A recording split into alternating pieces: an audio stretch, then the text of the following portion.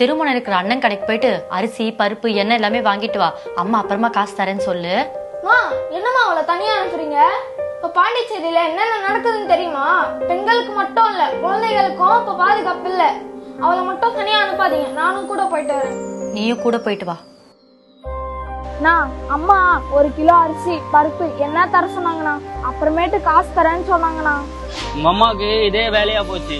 ஏற்கனவே வாங்கின பொருளுக்கே இன்னும் காசு தரல. மொத்தத்துல 8400 ரூபா வந்து தர சொல்லுப்பா. நானா ரேஷன் கடை என்னத்துறேன் எல்லாருக்கும் ஃப்ரீயா கொடுக்குது. போப்பா. அண்ணா, நம்ம ரேஷன் கடைக்கு போலாமா? அங்க காசு கம்மியாவும் ஃப்ரீயாவும் கிடைக்கும். வாங்க அங்க போயிட்டு வாங்கிட்டு வரலாம். இப்பெல்லாம் ரேஷன் கடையை மூடிட்டாங்கம்மா. யாருன்னா மூடனா?